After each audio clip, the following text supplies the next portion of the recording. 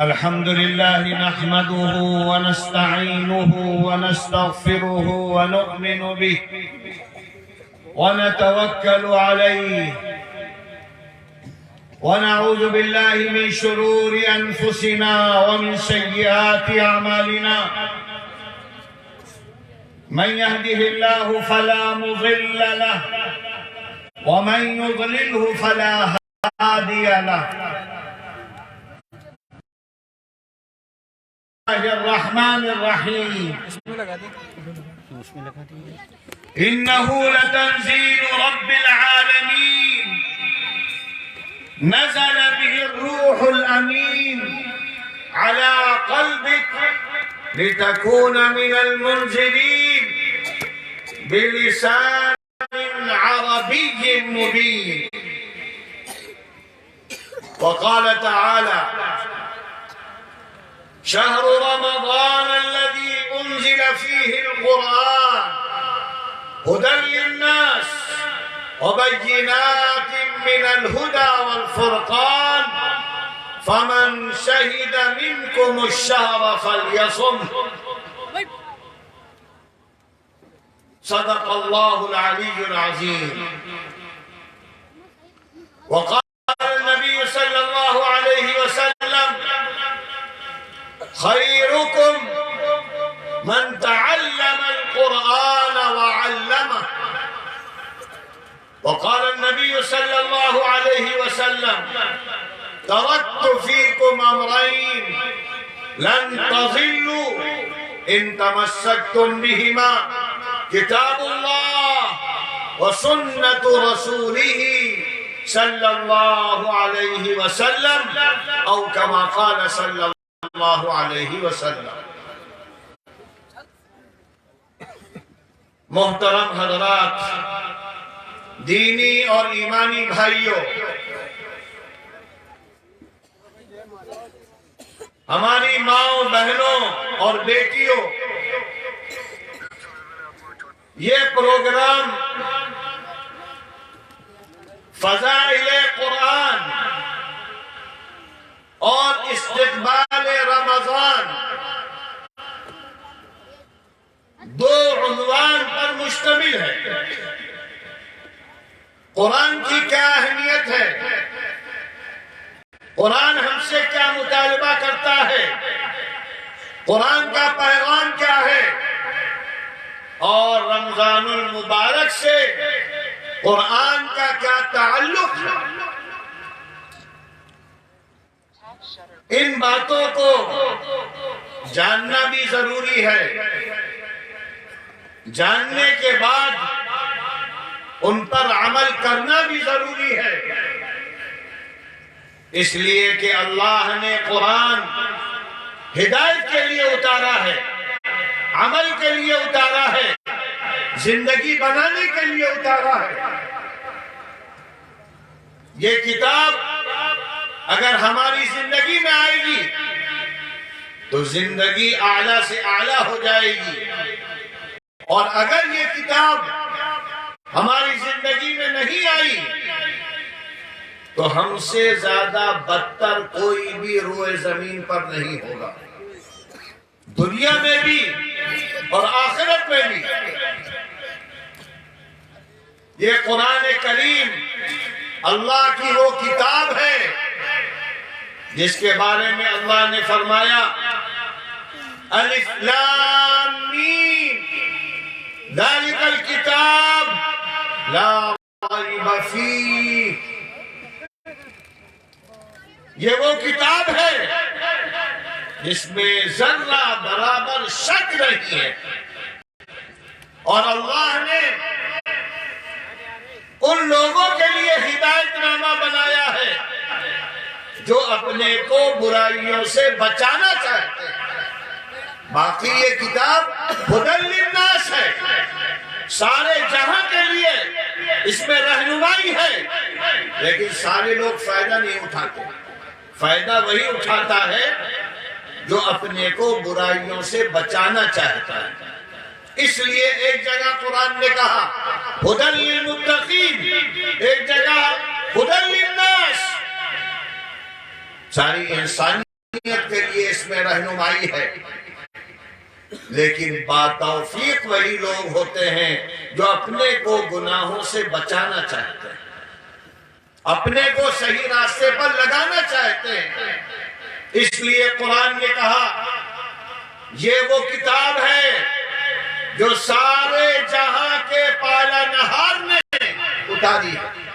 رب العالمین جو دنیا کو چلا رہا ہے، انسانوں کو پیدا کرتا ہے، موت و حیات جس کے ہاتھ میں ہے، اس رب العالمین نے اس کتاب کو اتارا ہے اور لائے ہیں جبرائیل امین، اللہ کی کتاب لانے والا سب سے اعلیٰ فرشتہ، امانت دار، اور آئی ہے سب سے اعلیٰ ذات جو انسانوں میں ہو سکتی ہے، محمد عربی صلی اللہ علیہ وسلم۔ علی قلبک، یہ کتاب اتاری اللہ نے، لانے والا جبرائیل امین، اور آئی ہے نبی پاک صلی اللہ علیہ وسلم کے قلب اطہر پر۔ اور پھر چوتھی صفت اللہ نے بیان فرمائی، یہ عربی زبان میں ہے۔ تو معلوم یہ ہوا کہ اللہ نے زمانوں میں سب سے اعلیٰ زبان عربی کو پسند کیا ہے۔ باقی ساری زبانیں اللہ کی ہیں، لیکن سب سے اعلیٰ زبان عربی ہے، اس لیے کہ یہ قرآن کی زبان ہے، نبی پاک کی زبان ہے، اور یہ جنت کی بھی زبان ہے، اس لیے سب سے اعلیٰ ہے۔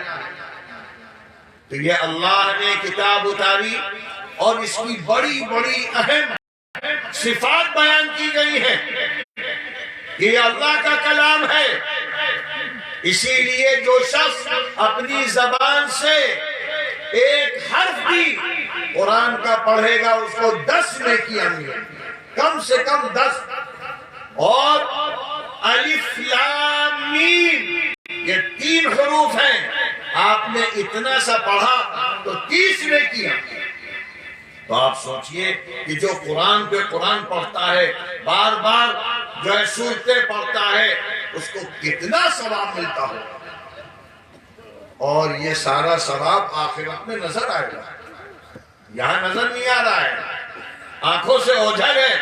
تو یہ اللہ کا کلام ہے، اور پھر اللہ نے فرمایا یہ ہدایت والا کلام ہے، کلام ہدایت۔ ہدایت کا مطلب گائیڈ بک، زندگی کیسے گزارو گے، کیا کرو گے، صبح و شام کیسے گزریں گے، کیا عمل کرو گے، اس کے لیے قرآن اللہ نے اتارا ہے۔ تو قرآن پڑھنے کے ساتھ ساتھ عملی کتاب ہے، عمل والی کتاب ہے، زندگی قرآن والی بناؤ۔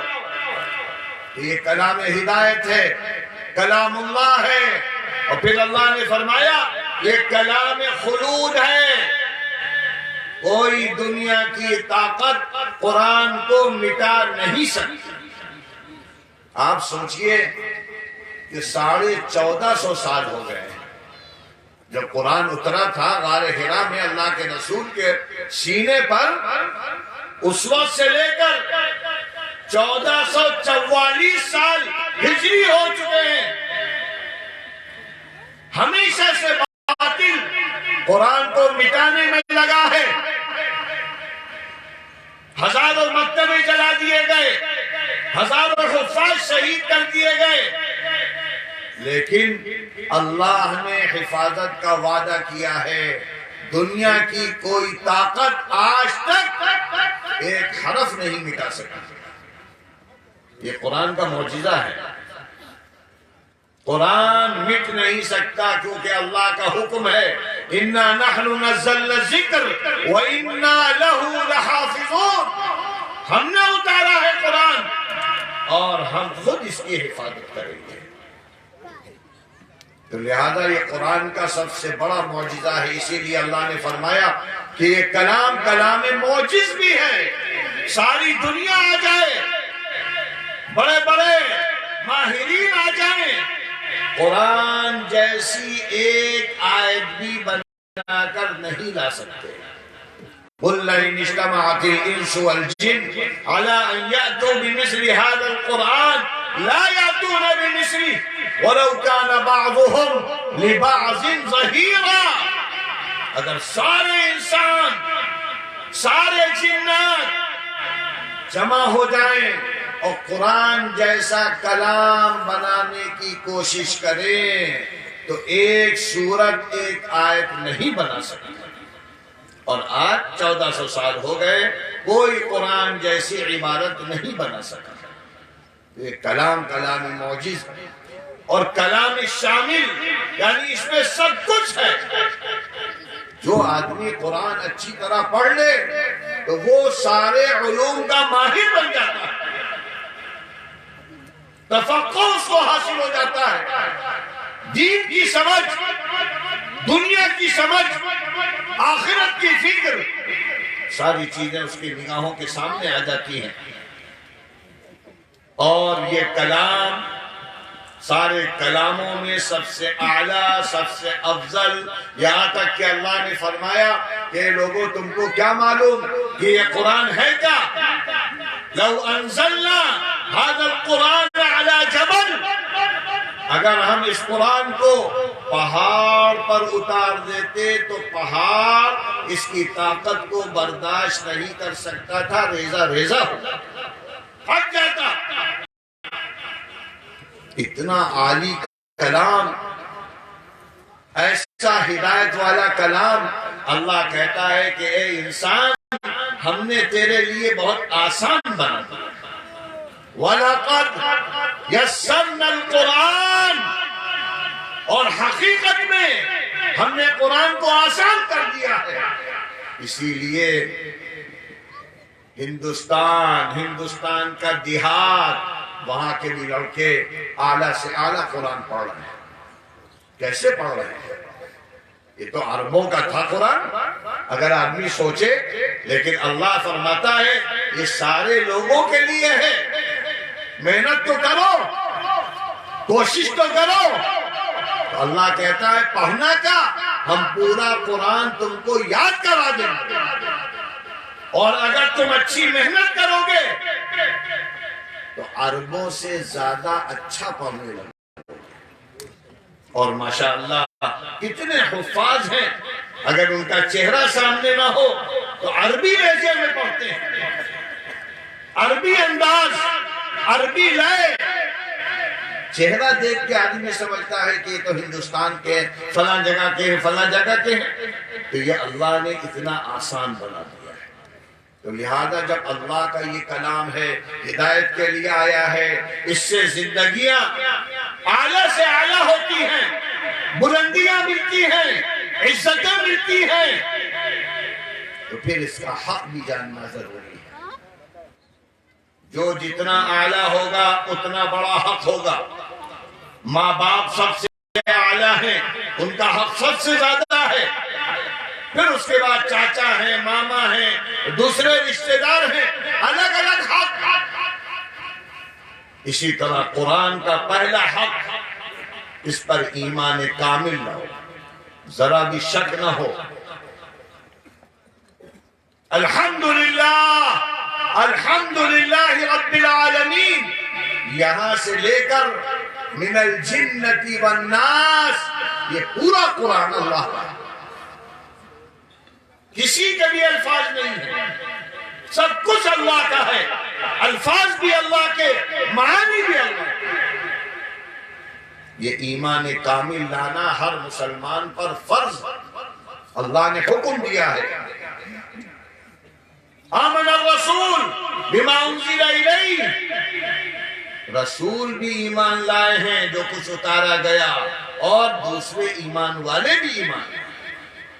تو پہلی شرط، پہلا حق ایمان کامل لاؤ، دوسرا حق تعظیم کرو۔ قرآن کی تعظیم عظمت والی کتاب ہے، اس کی طرف پیٹ نہ کرو، پیر نہ کرو، گندے ہاتھوں سے نہ چھوؤ، بغیر وضو کے نہ چھوؤ، جنابت کی حالت میں نہ پڑھو۔ عورتیں ہماری حالت حیض میں، حالت نفاس میں قرآن پڑھ نہیں سکتی، کیوں؟ عظمت والی کتاب ہے، پاکی والی کتاب ہے، تو لہذا تعظیم، جتنی بھی تعظیم ہو سکے تعظیم کرو۔ اور تیسرا حق، قرآن پڑھا کرو، رکھ کے گھر میں رکھ نہ دو، طاق میں نہ رکھ دو، الماری میں نہ رکھ دو، روزانہ پڑھو۔ اللہ نے نبی سے کہا ہے قرآن پڑھا کرو، اتل ما اوحی الیک من الکتاب۔ اللہ نے نبی کی بیویوں سے کہا قرآن پڑھا کرو، اے عائشہ قرآن پڑھو، خدیجہ قرآن پڑھو، اے فاطمہ قرآن پڑھو۔ آپ سوچئے کہ اللہ نبی سے کہہ رہا ہے قرآن پڑھو، نبی کی بیویوں سے، نبی کی بیٹیوں سے، وَاذْكُرْنَ مَا يُتْلَىٰ فِي بُيُوتِكُنَّ، اے نبی کے گھر والوں، جو قرآن اتر رہا ہے پڑھتی رہا کرو، پڑھتی رہا کرو۔ تو کیا ہم لوگ مکلف نہیں ہیں؟ جب نبی مکلف ہے تو ہم تو بہت زیادہ مکلف ہیں۔ روزانہ قرآن پڑھو، یہ حق ہے، ورنہ اللہ قیامت کے دن سوال کرے گا۔ تو قرآن کا پڑھنا ہر مسلمان پر لازم ہے، فرض ہے، اللہ کا حکم ہے۔ یہ تیسرا حق ہے، قرآن خوب پڑھو، خوب پڑھو۔ اور چوتھا حق، قرآن سمجھو۔ بہت سے لوگ ہیں پڑھ تو لیتے ہیں، سمجھنے کا ارادہ نہیں، سوچتے ہیں کہ یہ علماء کے لیے آیا ہے، تو کیا جنت صرف علماء کے لیے بنائی گئی ہے؟ تم لوگ کہاں جاؤ گے؟ ارے کبھی سوچا کہاں جاؤ گے؟ گڈھے میں رہو گے، جہنم میں رہو گے؟ کہیں سوچ بھی آگے نہیں ہے، اتنا زیادہ ایمان کمزور۔ اللہ نے کہا ہے قرآن سمجھو۔ ہر چیز سمجھ رہے ہو، موبائل میں کوئی میسج آتا ہے، ہر نوجوان لڑکا لڑکی سمجھنے کے لیے پریشان ہے۔ اگر اس کو زبان آتی ہے خود سمجھتا ہے، اگر زبان نہیں آتی ہے تو پوچھتا ہے، عربی میں ہے، ہندی میں ہے، انگریزی میں ہے، بھئی بتا دو کیا مطلب ہے۔ کیوں؟ اس لیے کہ کوئی آفر ہو سکتا ہے، تو لہذا فوراً آفر پر عمل کریں گے، بٹن دبا دیں گے۔ اور اللہ کیا کہہ رہا ہے؟ ہم آفر پہ آفر بھیج رہے ہیں۔ اللہ کے آفر قرآن کے ہر صفحے میں موجود ہے۔ یہ کرو گے یہ دیں گے، یہ کرو یہ دیں گے، یہ کرو یہ کریں گے، اور ہم ہوش میں نہیں ہیں، ذرا سا احساس نہیں ہے۔ کون سے مسلمان ہو تم؟ شرم آنی چاہیے تم پر، تمہارا ایمان خطرے میں ہے۔ خوش فہمی میں نہ رہنا، ہندوستان میں مسلمان ہوگے یا کوشامبی والے مسلمان ہوگے، اللہ کے رجسٹر میں تمہارا اسلام نہیں ہوگا، کیونکہ اللہ نے قرآن اتارا ہے اسلام کے لیے، نبی اتارا ہے اسلام کے لیے۔ کتاب کو سمجھنا نہیں چاہتے، اور اگر یہ کہتے ہو کہ ہمیں عربی نہیں آتی، تو آج تو علماء کرام نے ہر زبان میں تفسیر لکھ کر دے دی ہے۔ ہندی میں تفسیر ہے، انگریزی میں تفسیر ہے، دنیا کی ہر زبان میں تفسیر ہے۔ کیا تفسیر نہیں پڑھ سکتے؟ ہر چیز پڑھ رہے ہو، گھنٹوں اخبار پڑھتے ہو، موبائل میں کیا کیا پڑھتے ہو، اور اس کے علاوہ اپنے کورس کی کتابیں پڑھتے ہو۔ کہ اتنا بھی ہوش نہیں کہ آدھا گھنٹہ پون گھنٹہ قرآن کی تفسیر پڑھ لو؟ جب پڑھو گے تو شوق پیدا ہوگا، نماز پر یہ ملے گا، زکات پر یہ ملے گا، صدقے پر یہ ملے گا۔ اتنے بڑے بڑے آفر ہیں کہ اللہ کے رسول نے فرمایا کہ تم اس کے بارے میں سوچ نہیں سکتے۔ اسی لیے صحابہ کرام جب اللہ کے آفر آتے تھے دیوانے ہو جاتے تھے۔ جہاد میں جا رہے ہیں، گردن کٹا رہے ہیں، اور کیا کہتے تھے؟ فزت ورب الکعبہ، رب کعبہ کی قسم میں کامیاب ہو گیا۔ خون کا قطرہ بہ رہا ہے، کامیابی کے نعرے لگ رہے ہیں، اس لیے کہ وہ اللہ کے آفر کو دیکھتے تھے، اللہ کے وعدے۔ اس لیے قرآن سمجھو، قرآن پڑھو، قرآن کی تفسیریں پڑھا کرو، جس زبان میں پڑھ سکتے ہو اس زبان میں پڑھو، اور ہر جگہ علماء موجود ہے، جو چیز سمجھ میں نہ آئے عالموں سے پوچھو، سمجھو اس کو۔ یہ چوتھا، تیسرا حق، قرآن پر ایمان پہلا حق، قرآن کی تعظیم دوسرا حق، قرآن کی تلاوت تیسرا حق، اور قرآن کو سمجھنا چوتھا حق ہے۔ پانچواں حق، جب قرآن کو سمجھا ہے تو زندگی میں لاؤ، یہ عمل کی کتاب ہے، پریکٹیکل کی کتاب ہے۔ اور چھٹا حق یہ ہے کہ اس کی دعوت دو، عام کرو، پھیلاؤ، حافظ بناؤ، عالم بناؤ، قرآن والے بناؤ، دعوت دیتے رہو۔ یہ 6 بنیادی حق ہیں، اور ماشاءاللہ جو مہینہ آ رہا ہے اس میں قرآن کا ماحول پیدا ہو جاتا ہے۔ اگر واقعی ہم رمضان کو اچھی طرح گزار لے جائیں، شوق کے ساتھ، جذبے کے ساتھ، لگن کے ساتھ، تو ہمارے 11 مہینے بابرکت بن جائیں گے۔ اور یہ بھی یاد رکھیے، یہ حق قرآن کے جو نہیں ادا کرے گا، جو قرآن پڑھے گا نہیں، قرآن کو سمجھنا نہیں چاہے گا، قرآن کو عمل نہیں کرے گا، تو اللہ نے قرآن میں فرمایا ہے من اعرض عن ذکری فإن له معیشة ضنکا، جو ہمارے قرآن سے اعراض کرے گا، جو ہمارے قرآن سے آنکھیں بند کرے گا، جو روزانہ قرآن نہیں پڑھے گا، سمجھنا نہیں چاہے گا، ہم اس کی زندگی دنیا کی اجیرن بنا دیں گے۔ ضنکا، پریشان رہو گے، الجھنوں میں رہو گے، چین و سکون نہیں ملے گا، گھر میں چین نہیں، بازار میں چین نہیں، ہائے ہائے ہائے ہائے، یہی مچا ہوا ہے ہر جگہ۔ بیماریاں ہیں، دل آزاریاں ہیں، پریشانیاں ہیں، کلفتیں ہیں۔ یہ اللہ کا وعدہ ہے، قرآن نہ پڑھنے والے، قرآن نہ سمجھنے والے، اور قرآن نہ عمل کرنے والے یہ سن لے۔ ضنکا وَنَحْشُرُهُ يَوْمَ الْقِيَامَةِ أَعْمَى، اور جب آؤ گے ہمارے پاس قیامت کے دن ہم تم کو قبروں سے اٹھائیں گے، تو جن لوگوں نے دنیا میں قرآن پڑھا نہیں، قرآن سمجھا نہیں، قرآن پر عمل نہیں کیا، ان کو ہم قبروں سے اندھا اٹھائیں گے۔ اندھا، جو بینا ہوں گے وہ گر رہے ہوں گے، خوف، دہشت۔ اندھا آدمی کیا کرے گا؟ اس وقت آدمی چیخے گا، چلائے گا، اور کہے گا اے اللہ یہ سزا کیوں دی؟ قال رب لما حشرتنی اعمی وقد كنت بصیرا، ہم تو آنکھیں والے تھے، بڑی بڑی آنکھیں دنیا میں تو نے دی، آج کیوں چھین لی ہے؟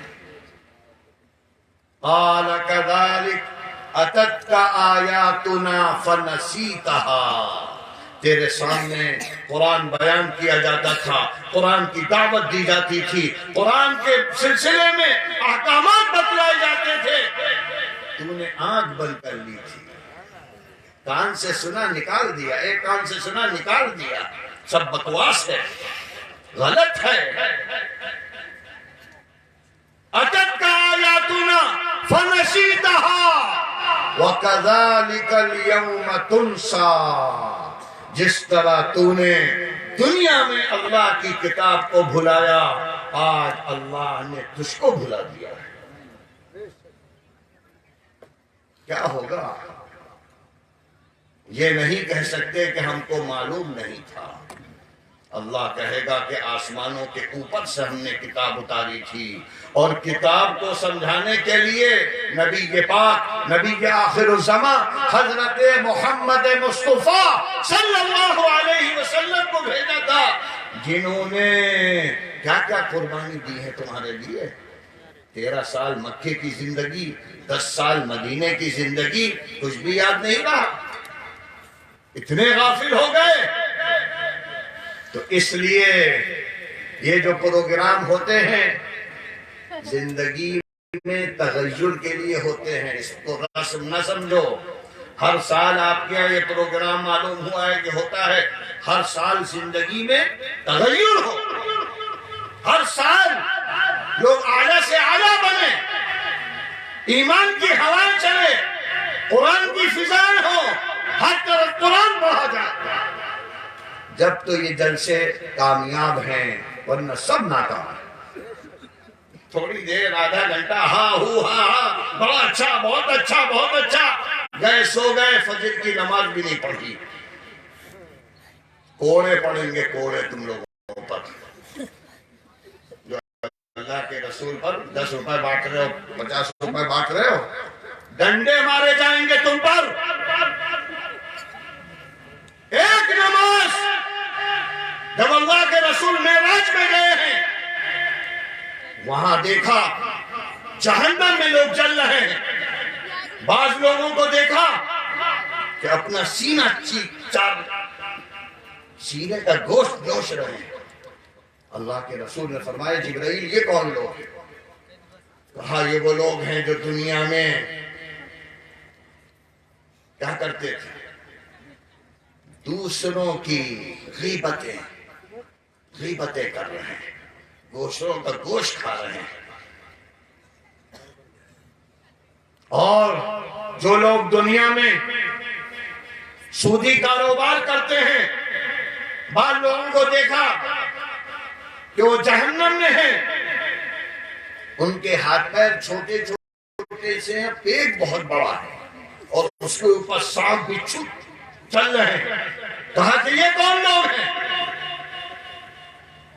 تو جبرائیل امین نے کہا کہ یہ وہ لوگ ہیں جو دنیا میں سود کھاتے تھے، جس کو دیکھیے سودی کاروبار میں لگا ہے۔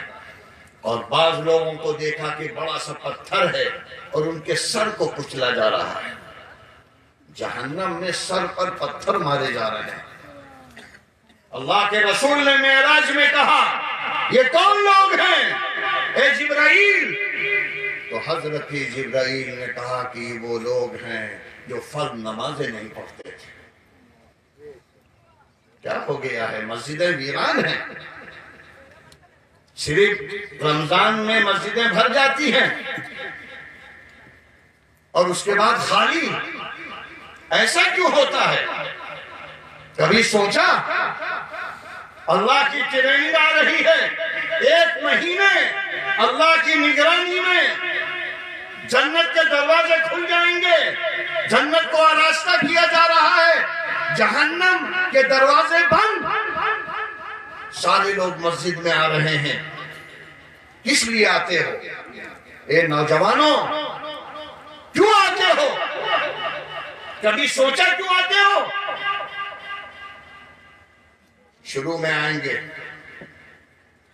اور اس کے بعد ٹریننگ میں تو مضبوطی آنی چاہیے اور تعلق ہونا چاہیے، لیکن جیسے جیسے رمضان گزرتا جائے گا لوگ بھاگنے لگیں گے۔ 10 رمضان ہوا، 15 ہوا، 20 ہوا تو اور غائب ہو گئے۔ کیوں آ رہے تھے؟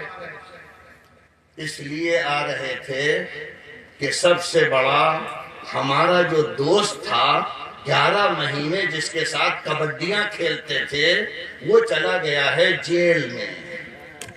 ہاں، دوست نہیں ہے، کس کا ہاتھ پکڑیں، کس کے ساتھ گھومیں؟ چلو بھائی مسجد ہی میں چلو، چلو بھائی یہیں چلو، کچھ وقت گزار دیں، کیونکہ مسجد کے گیٹ پر کھڑا ہو جاتا تھا، گھنٹوں باتیں کر رہے ہیں، اذانیں ہو رہی ہیں، لیکن قدم مسجد میں نہیں جا رہا ہے۔ آج دوست اللہ نے جیل میں بند کر دیا ہے، سرکش شیاطین بند ہو گئے ہیں، تو 11 مہینے کا دوست بند ہو گیا تو چلو اللہ ہی سے دوستی کر لیں۔ اور اللہ سے دوستی ایسی کہ جب اللہ نے کہا ہم تم کو یہ دیں گے یہ دیں گے، آؤ آخری عشرے میں ایک ایسی رات ہے جو لیلۃ القدر ہے، اگر تم نے اس میں عبادت کی تو 84 سال کی عبادت کا ثواب دے دیں گے۔ 84 سال، وہ کون سی راتیں ہیں؟ 21، 23، 25، 27، 29، یہ 5 اہم راتیں ہیں، باقی آخری عشرہ بہت اہم ہے۔ اللہ کے رسول رات رات بھر نمازیں پڑھتے تھے، گھر والوں کو جگاتے تھے، اور ہم جو 10-20 دن آئے بھی آخری عشرے میں بھاگ جاتے ہیں، اور تراویح میں تو لوگ ہوتے ہی نہیں ہیں۔ اور جس رات اللہ اسٹیج اپنا سجاتا ہے اور فرشتوں سے کہتا ہے آج انعام کی رات ہے، لیلۃ الجائزہ، اور ہم انعام دیں گے، اور سب سے بڑا انعام کیا ہے؟ جنت کا ٹکٹ اللہ بانٹ رہا ہے، دوزخ سے چھٹکارا۔ تو عید کی رات جو ہوتی ہے وہ لیلۃ الجائزہ، رمضان کی محنت کا بدلہ۔ تو اس رات جو بغیر کسی سوچے ہوئے مسجدوں میں آتے رہے، اس رات بازاروں میں ٹہلتے ہیں، کیونکہ اللہ سے کہتے ہیں ارے تم بانٹتے رہو انعام، ہمیں تو ابھی مارکیٹ دیکھنی ہے۔ اسی رات میں مغرب نہیں پڑھتے، عشاء نہیں پڑھتے، تراویح نہیں پڑھتے، اور فجر کی نماز رات بھر ٹہلتے ٹہلتے فجر کی نماز بھی سب کی گو۔ تو کون سا انعام ملے گا؟ کوڑے والا، کوڑا، جہنم کا ٹکٹ ملتا ہے ان کو۔ یہ قرآن کہہ رہا ہے، ہنسو نہیں، کل آنکھیں جب کھلیں گی تو سامنے ہوگا نظارہ، سب نظر آئے گا، ابھی تو ہوش میں نہیں ہو، مست معلوم ہوتا ہے کہ بس ایک جانور کی زندگی ہے، دنیا میں جانور سے بدتر۔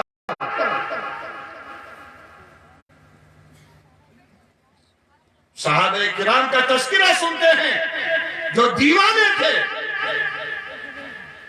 دیوانے ہو جاتے تھے، اللہ اس کے رسول کی ایک بات سنتے تھے، روتے تھے، چیختے تھے۔ ہم صرف نام لے رہے ہیں، بس صحابہ کا نام، صحابہ کا نام۔ عمل سے زندگی بنتی ہے، عمل سے زندگی بنتی ہے۔ بار بار قرآن کہتا ہے قوال نہ بنو، فعال بنو، عملی بنو۔ تو لہذا رمضان آ رہا ہے، اللہ سے دوستی کرنا، شیطانوں سے دوستی ختم کر دو۔ کچھ تربیت کے لیے جانا مسجد میں، کچھ سوچ کے جانا کہ کچھ بننا ہے، رمضان میں لینا ہے، اس لیے کہ پہلا عشرہ رحمت کا ہے، رحمت ہی رحمت، دوسرے عشرے میں مغفرت ہے۔ 11 مہینے جو گناہ کیے ہیں، رو لو، دھو لو، معافیاں مانگ لو، توبہ کر لو، تو انشاءاللہ اللہ پھر آخری عشرہ بھی اچھا بنا دے گا، شوق والا، جذبے والا، عمل والا۔ جب سمجھ کے پڑھو گے تو تم کو وہ مزہ آئے گا جو صحابہ کہتے تھے کہ جنت نظر آ رہی، آنکھوں سے نظر آ رہی، اوٹ کے پیچھے جنت ہے۔ آج ہمارا وہ احساس کیوں نہیں ہے؟ کیونکہ جذبہ نہیں ہے، عمل کا وہ خیال نہیں ہے۔ جلسوں پہ جلسے ہو رہے ہیں، پروگراموں پہ پروگرام ہو رہے ہیں، سیرت کے 10 پروگرام، رمضان کے پروگرام، قرآن کے پروگرام، کوئی اثر ہی نہیں ہے، اس لیے کہ اثر لینے نہیں آتے ہیں، سننے آتے ہیں، تھوڑی دیر اپنا موڈ بدل لیں، ماحول بدل لیں، پھر تو سال بھر اپنا کرنا ہی ہے جو چاہیے۔ لیکن اگر ہم کچھ لینے آئے ہیں، زندگی بدلنے آئے ہیں، تو یہ رات ہی ہمارے لیے بابرکت بن جائے گی۔ اگر آپ یہاں آئے ہو اس ارادے سے کہ کچھ بن کر جائیں گے، کچھ لے کر جائیں گے، قرآن کو سیکھیں گے، عمل کریں گے، تو آپ بہت اعلیٰ لوگ ہو جاؤ گے۔ اللہ فرماتا ہے فَاذْكُرُونِي أَذْكُرْكُمْ، ہمارا تذکرہ کیا کرو، ہم تمہارا تذکرہ کریں گے۔ ہم اللہ کا تذکرہ یہاں کر رہے ہیں، اگر حقیقی معنوں میں تذکرہ ہوگا کہ ہم اللہ کی ان نعمتوں کو حاصل کریں گے، قرآن پڑھیں گے، قرآن سمجھیں گے، قرآن پر عمل کریں گے، زندگی نماز والی بنائیں گے، تو اللہ کہتا ہے تمہارا تذکرہ فرشتوں میں ہم کر رہے ہیں۔ تو کتنے اعلیٰ ہو گئے ہم لوگ، رحمت کے فرشتے گھیرے ہیں، سکینت اتر رہی ہے، ہر آنے والے کے لیے فرشتوں نے پر بچھا دیے ہیں۔ یہ سب اللہ کے رسول نے بیان فرمایا ہے، جن کو اللہ نے جنت اور دوزخ معراج میں آنکھوں سے دکھا دیا۔ آپ سے زیادہ سچا کوئی ہو نہیں سکتا۔ تو اللہ کے رسول کی باتوں پر بھی یقین نہیں کیا؟ اللہ کے رسول کو تو کافر و مشرک بھی الصادق الامین کہتے تھے، سچا، امانت دار۔ اور ہم کون سے مومن ہیں کہ اللہ کے رسول کی اتنی بڑی بڑی باتوں پر یقین نہیں؟ ابھی 15 شعبان گزری ہے، ابھی رمضان آ رہا ہے، ابھی لیلۃ القدر آئے گی۔ ایک حدیث میں اللہ کے رسول نے فرمایا کہ جو لوگ چغلیاں کھاتے ہیں، ان کی بات ادھر لگائی ادھر لگائی، ادھر لڑائی کرنے کے لیے باتیں ادھر ادھر لگاتے ہیں، جو حسد کرتے ہیں، جو لوگ ماں باپ کے نافرمان ہیں، جو رشتے ناتے کاٹتے ہیں، ان لوگوں کی دعا قبول ہوتی ہی نہیں۔ یہاں تک کہ 15 شعبان جو مغفرت کی رات ہے، لیلۃ القدر جو بہت اعلیٰ رات ہے، اس رات میں بھی ایسے لوگوں کی مغفرت نہیں ہوتی جو چغلیوں میں لگے ہیں، حسد میں لگے ہیں، رشتے ناتے کاٹنے میں لگے ہیں، ایک دوسرے کی برائیوں میں لگے ہیں۔ یہ ساری احادیث موجود ہے، زندگی کیوں نہیں اچھی ہو رہی ہے؟ کیوں نہیں تغیر آ رہا ہے؟ کیوں نہیں اصلاح ہو رہی ہے؟ اس لیے کہ نیت اچھی ہونی چاہیے۔ انما الاعمال بالنیات، سارے عمل کا دار و مدار نیت پر ہے۔ نیت اچھی کرو تو برکت ہی برکت ہوگا، چھوٹا سا عمل اعلیٰ بن جائے گا۔ یہاں تک کہ ساری دنیا اگر نیت اچھی ہو جائے تو عبادت ہے۔ کھانا کھاؤ گے بسم اللہ پڑھ کے تو یہ عبادت ہے، سنت۔ کھانا کھانا سنت، شادی کرنا بہت بڑی سنت۔ تو اپنی خواہش کو اگر اللہ کے رسول کے حکم کے مطابق کرو گے تو اعلیٰ سے اعلیٰ ہوتے چلے جاؤ گے، اور اللہ کا وعدہ ہے دنیا میں چین ملے گا، سکون ملے گا، عافیت ملے گی، اور جیسے ہی موت آئے گی تو قبر جنت کا باغ بن جائے گی۔ اور اگر تم نے ایسا نہیں کیا، اللہ کو بھلا دیا، قرآن کو بھلا دیا، دنیا بھی پریشانی، تنگی، پیسہ ہوگا راحت نہیں ہوگی، سامان راحت ہوں گے راحت نہیں ہوگی، چین کی چیزیں ہوں گی لیکن چین نہیں ملے گا، گھروں میں چین نہیں ہے۔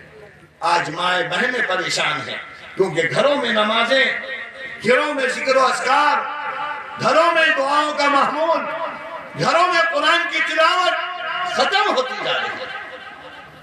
اور جس گھر میں اللہ کا نام نہیں وہاں شیطان اپنے اڈے بناتے ہیں۔ جب شیطان کا اڈا ہوگا تو پھر کیا ہوگا؟ بلائیں آئیں گی، مصیبتیں آئیں گی، آفتیں آئیں گی، ہر وقت کی لڑائی، جب کلش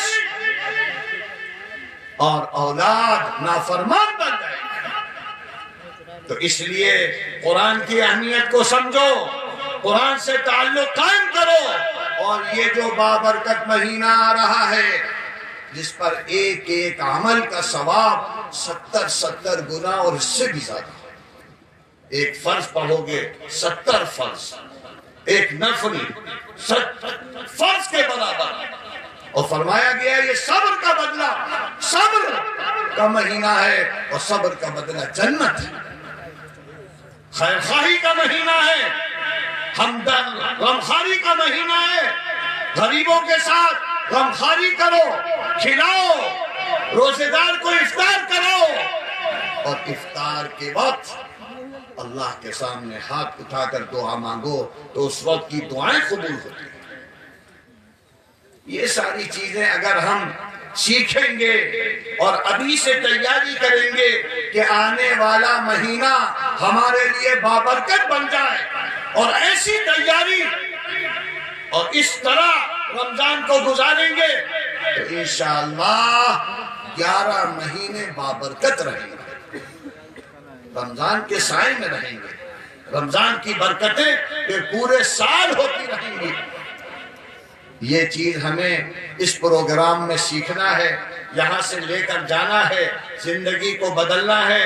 اگر ہم نے اس پروگرام میں یہ کر لیا آپ خود دیکھو گے کہ پورا ماحول بدل جائے گا، مسجدیں آباد ہو جائیں گی۔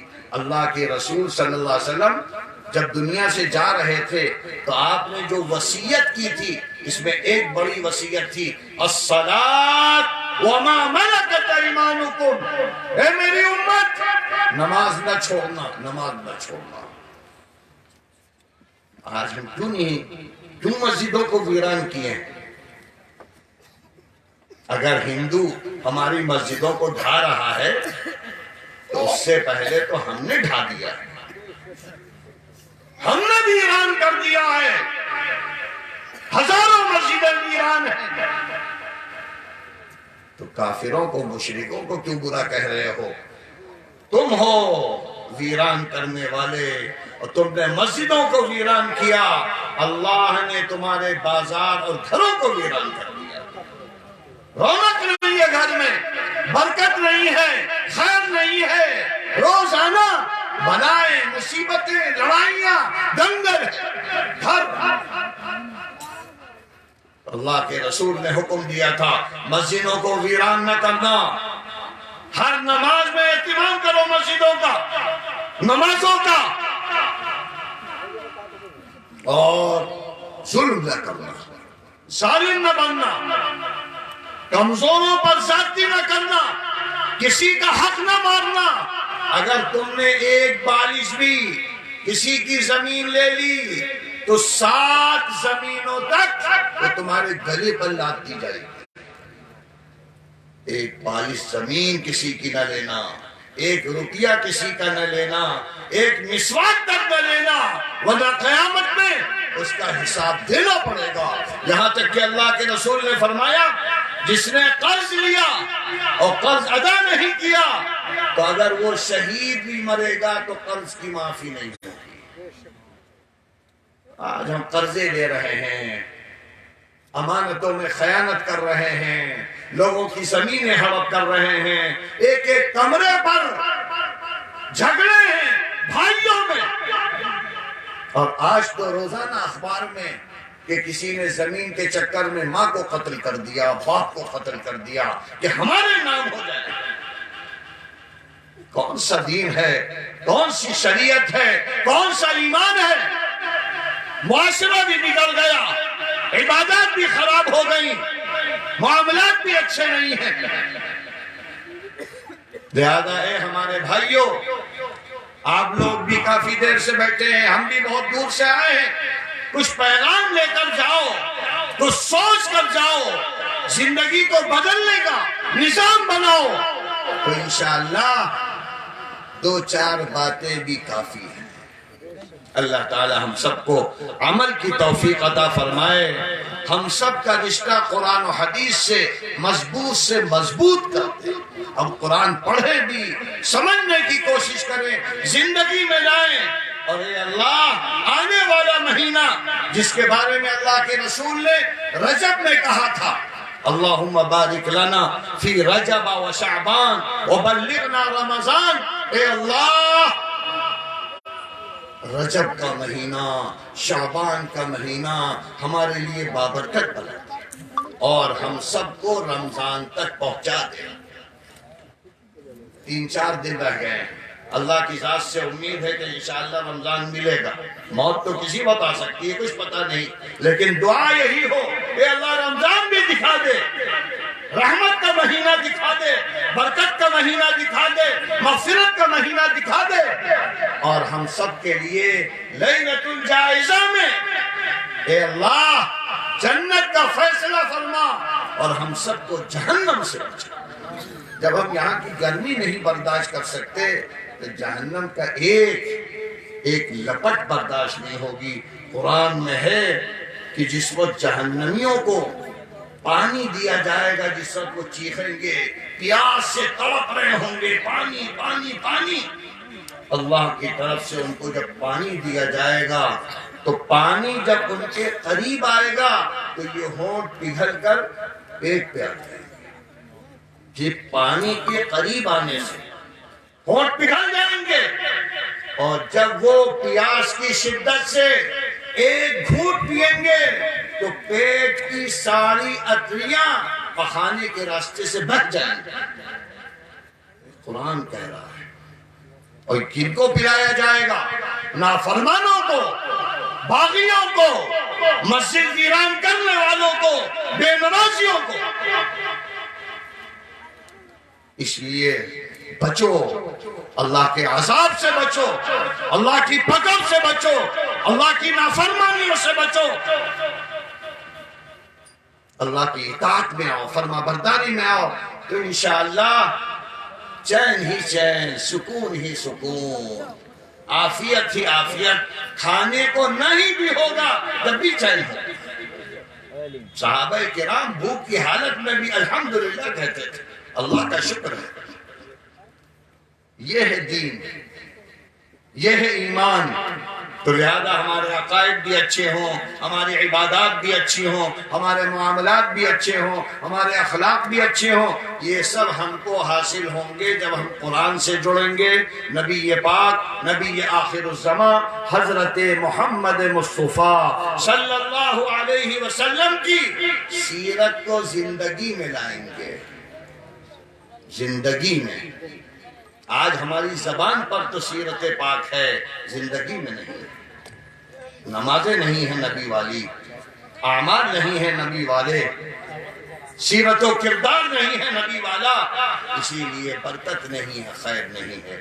اللہ تعالی ہم سب کو عمل کی توفیق عطا فرمائے، اللہ اس پروگرام کو بھی قبول فرمائے، باعث خیر بنائے، اور جتنے لوگ بھی یہاں آئے ہیں ان سب کے لیے اللہ ہدایت کا ذریعہ بنائے، رحمت کا ذریعہ بنائے، اور واقعی استقبال رمضان عملی ہو۔